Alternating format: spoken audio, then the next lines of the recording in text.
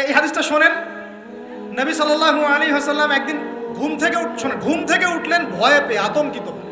নবীজি ভয়ে পেয়ে আতঙ্কিত হয়ে ঘুম থেকে উঠে বলছেন, লা ইলাহা ইল্লাল্লাহ, লা ইলাহা ইল্লাল্লাহ, ওয়াইলুল লিল আরব, ওয়াইলুল লিল আরব মিন শাররি ক্বাদ ইকতারাব।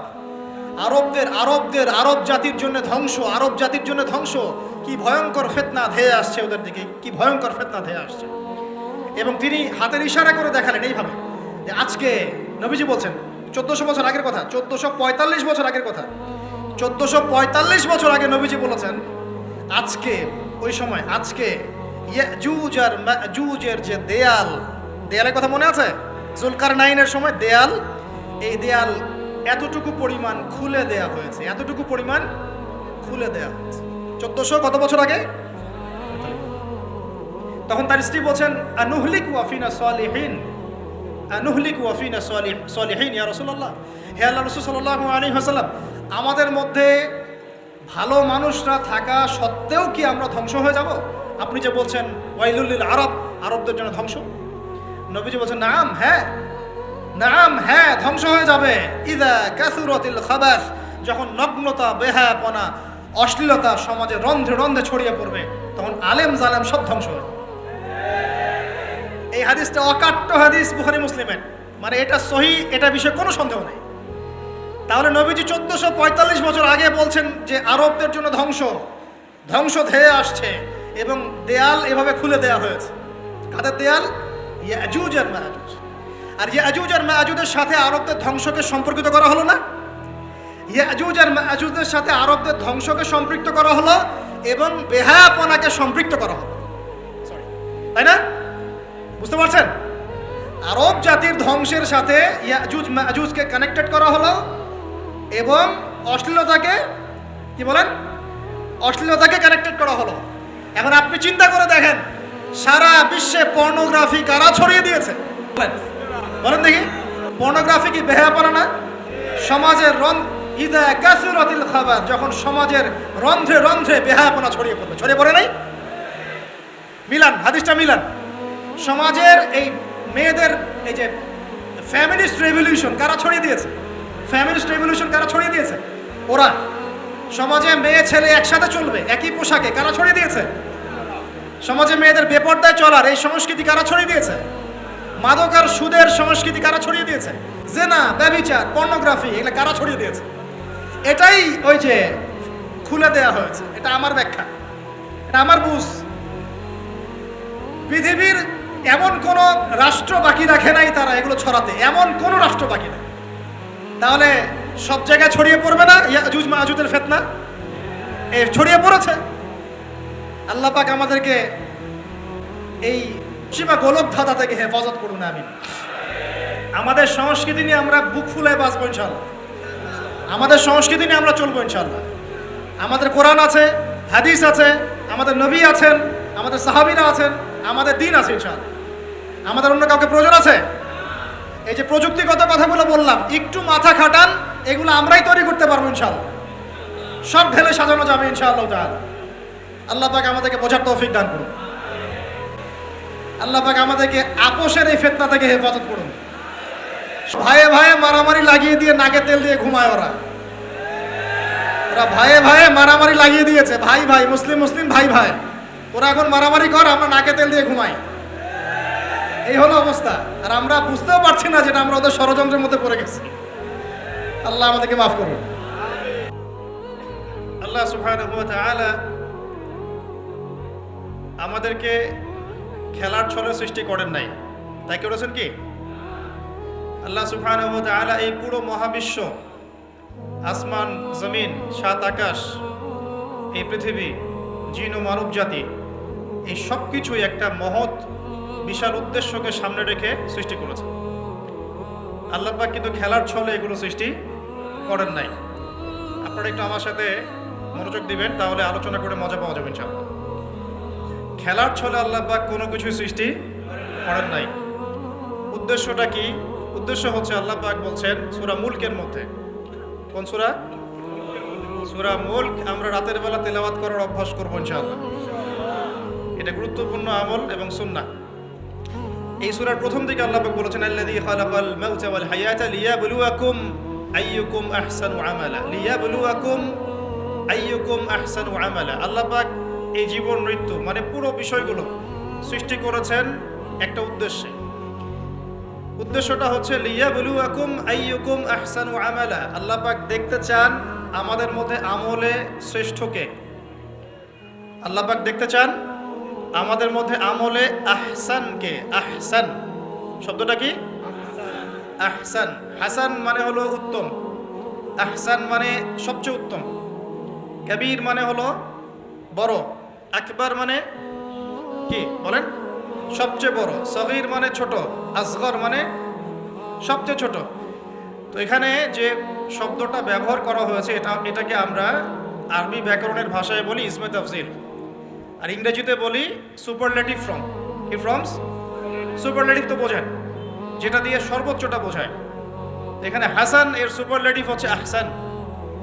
আল্লাহ পাক দেখতে চান এই দুনিয়াতে আমরা আমলে আহসানকে। সুবহানাল্লাহ। আল্লাহ পাক দেখতে চান না গরু খাওয়া মুসলিমকে। আল্লাহ পাক দেখতে চান না জুমার দিনে কে নামাজ পড়তে আসে। আল্লাহ পাক দেখতে চান না ঈদের দিনে কারা নামাজ পড়তে আসে, রমজান মাস আসলে কারা মুসল্লি হয়। আল্লাহ পাক এটা দেখতে চান। আল্লাহ পাক কি দেখতে চান? আমলে আহসান। আহসান হতে হলে কি গতানুগতিক মুসলিম হলে চলবে না শক্ত মুসলিম হতে হবে? কোনটা? মুসলিম এখন বাংলাদেশে মোটামুটি দুই প্রকার। একটা হচ্ছে সুবিধাবাদী মুসলিম, আর একটা হচ্ছে প্রকৃত মুসলিম।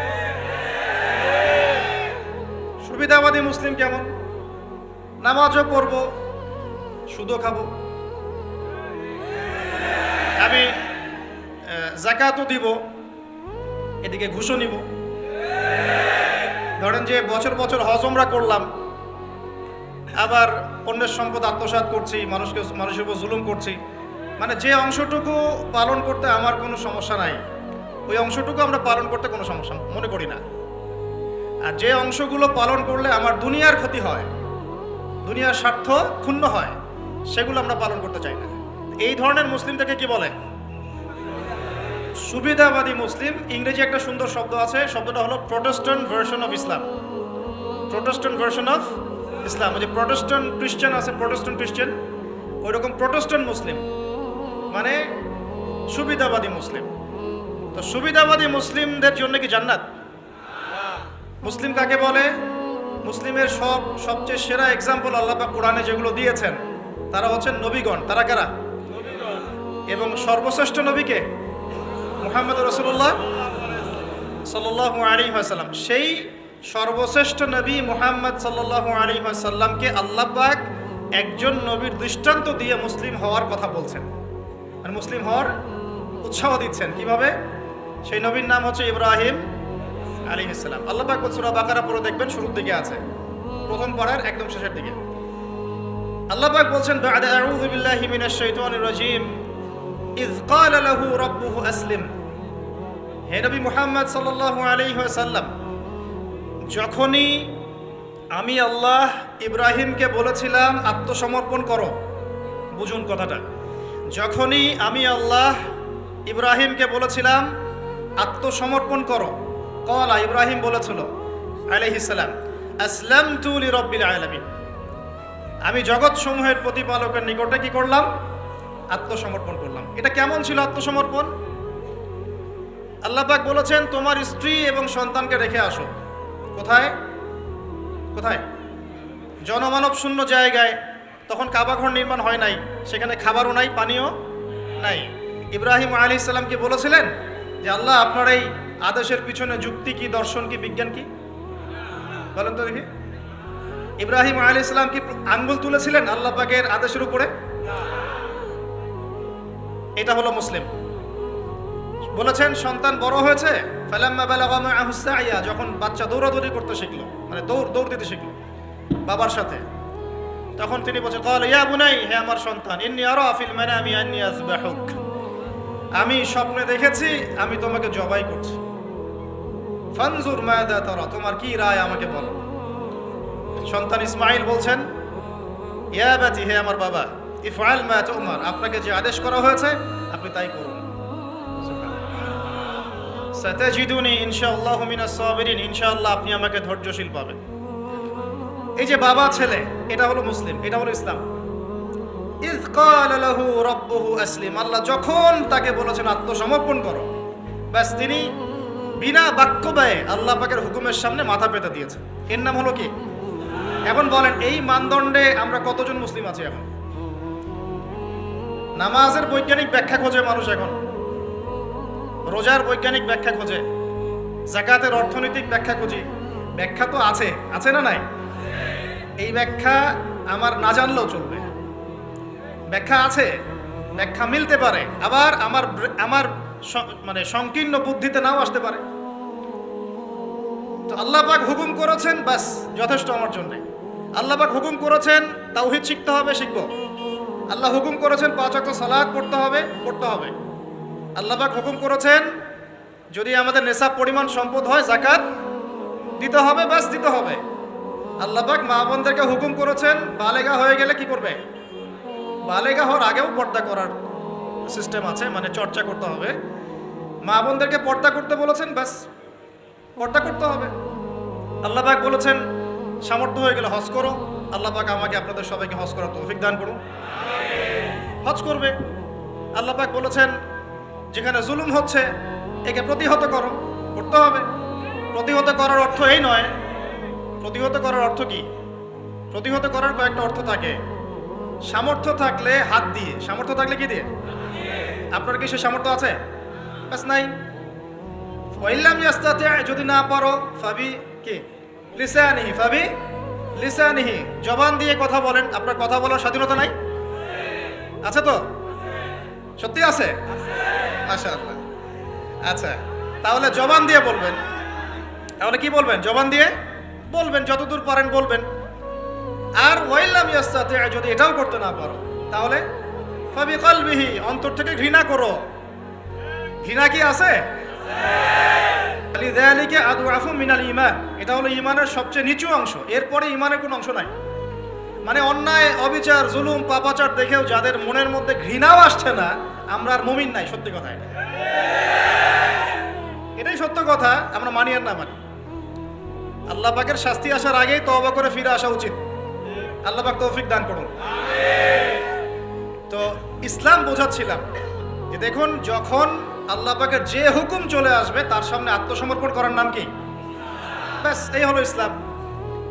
এখন বলেন সত্যিকার অর্থে আমাদের সমাজে এই সুবিধাবাদী মুসলিমদের সংখ্যা বেশি না প্রকৃত মুসলিমদের সংখ্যা বেশি? আল্লাহ পাক বলেছেন আমাদেরকে প্রকৃত মুসলিম হতে। আল্লাহ পাক দেখতে চান, এই সৃষ্টির উদ্দেশ্য কি? আল্লাহ দেখতে চান সবচেয়ে শ্রেষ্ঠ মুসলিম কারা। সুবহানাল্লাহ, সুবহানাল্লাহ। আল্লাহ পাক আমাদেরকে শ্রেষ্ঠ মুসলিম হওয়ার তৌফিক দান। এখন এই কাজটা তো সহজ না। কাজটা কি সহজ? কাজটা কিন্তু এত সহজ না। তো কাজটাকে সহজ করার জন্য আমরা আল্লাহর তৌফিক কামনা করি। আল্লাহ পাক আমাদের সবাইকে তৌফিক দান করুন। সর্বপ্রথম আল্লাহ পাক আমাদেরকে দান করুন আল্লাহ পাকের রহমত। আল্লাহ পাক আমাদেরকে দান করুন আল্লাহ পাকের মারেফত, আল্লাহ পাকের দ্বীনের বুঝ, নেক হায়াতের মধ্যে বরকত এবং সঠিক বেঠিক ভালো মন্দ বোঝার ক্ষমতা এবং হক চিনে গেলে তার উপর অটল থাকার তৌফিক। আল্লাহ পাক আমাদের সবাইকে এগুলো দান করুন।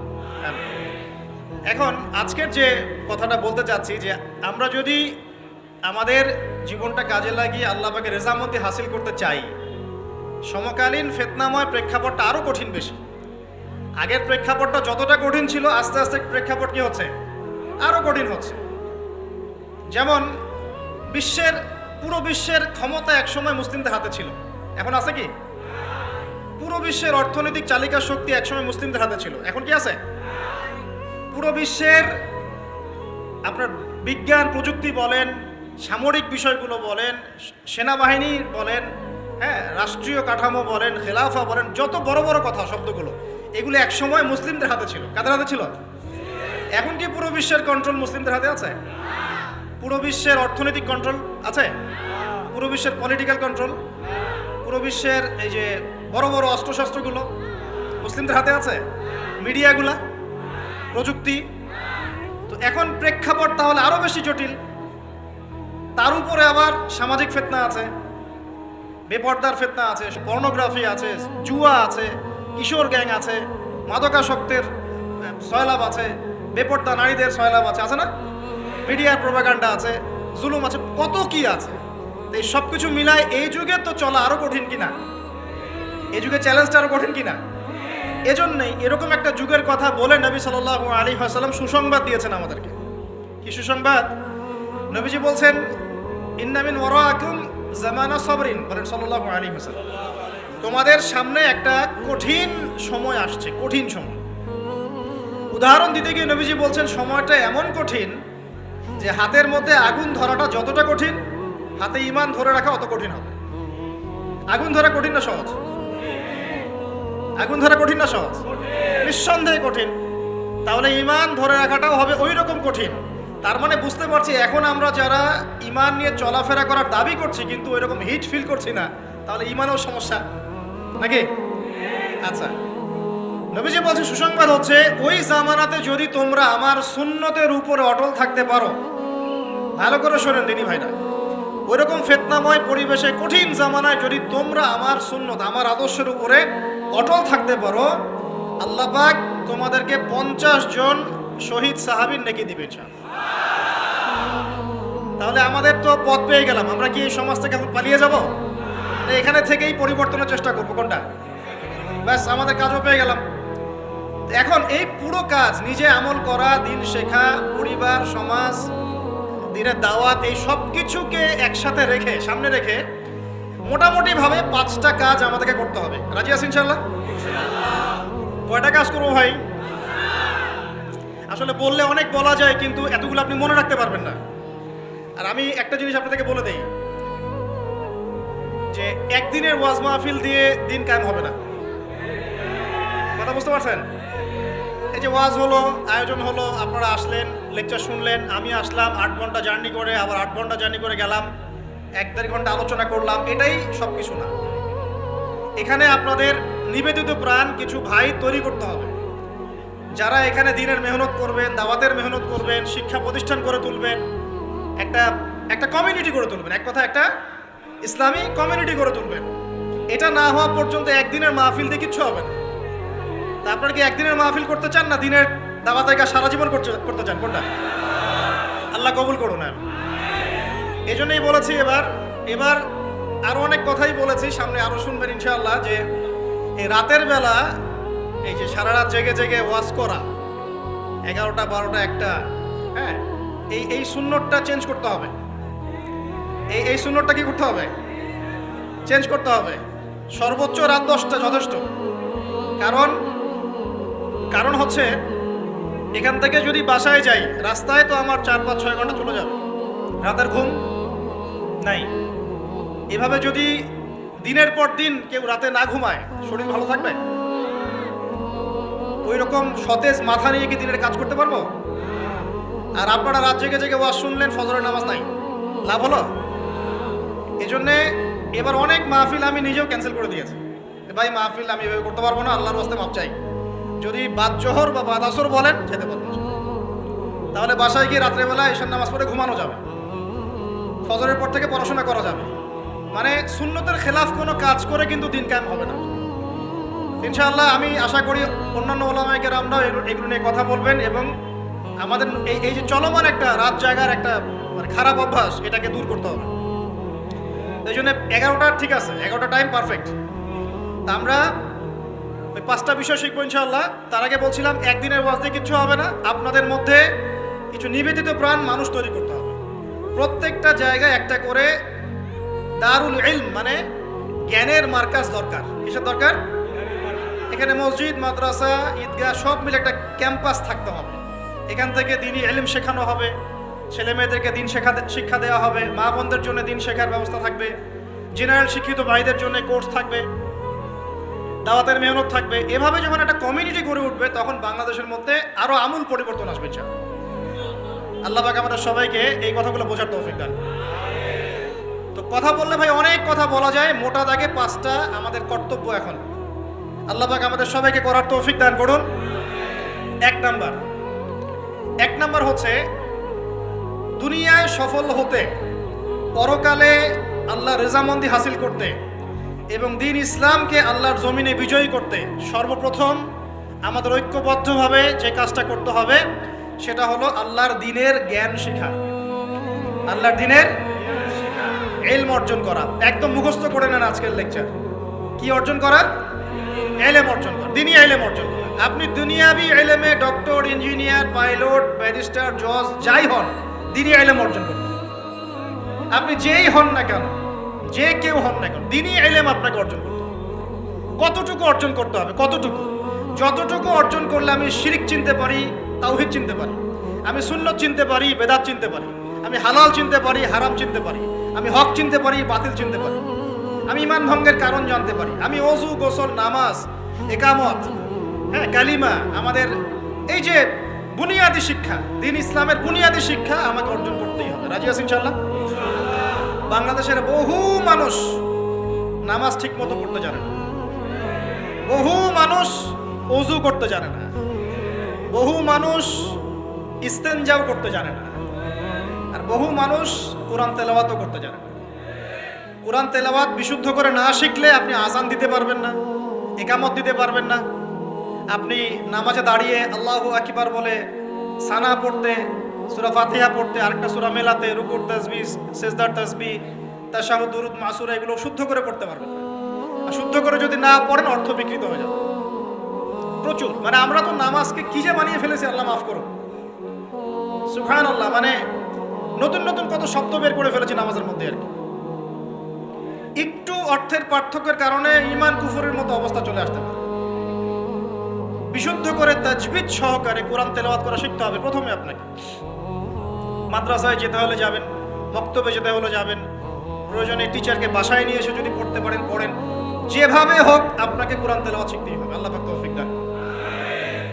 আমরা নামাজের মধ্যেই বলছি আলহামদুলিল্লাহ, আলহামদুলিল্লাহি রাব্বিল আলামিন। কি এটা? এটা কি পড়লেন মন্ত্র? আলহামদুলিল্লাহি রাব্বিল আলামিন এটা কি? আলহামদুলিল্লাহ। এই যে আলহামদু শব্দটা সঠিক করে উচ্চারণ করতে পারছেন না। আলহামদু মানে সমস্ত প্রশংসা আল্লাহর জন্য। আলহামদুলিল্লাহ সমস্ত প্রশংসা। আলহামদুলিল্লাহ কি? আলহামদুলিল্লাহ মানে সমস্ত নিন্দা আল্লাহর জন্য। নাউজুবিল্লাহ।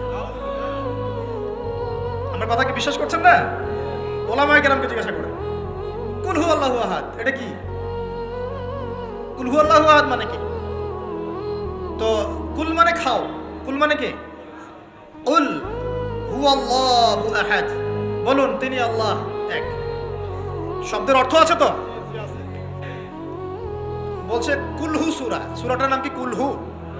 কুলহু বলে কোনো শব্দ আছে? কুল একটা শব্দ, হুয়া আলাদা শব্দ। কুল হুয়া আল্লাহু আহাদ, কুল হুয়াল্লাহু আহাদ। এই তো আমরা কত ভুল করি পদে পদে। সামি আল্লাহু লিমান হামিদা আছে না? সামি আল্লাহ, আল্লাহ তার কথা শোনেন। লিমান হামিদা, যে তার প্রশংসা করে, মানে যে আল্লাহর প্রশংসা করে আল্লাহ তার কথা শোনেন। এন্ড আমরা শব্দ বানিয়েছি সামি আল্লাহ হুলিমান হামিদা। হুলিমান হামিদা কি শব্দ? হুলিমান হামিদা বলে কোনো শব্দ আছে?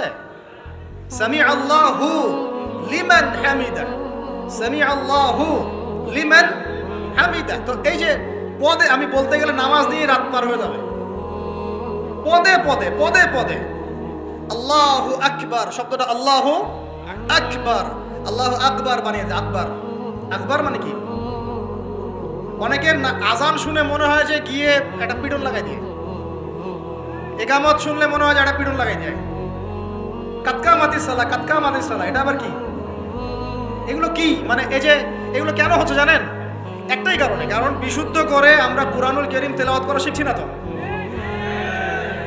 দিন কায়েম করবে, দাওয়াতের কাজ, মেহনত, জিহাদ, ইকামতের দিন, কত বড় বড় কথা।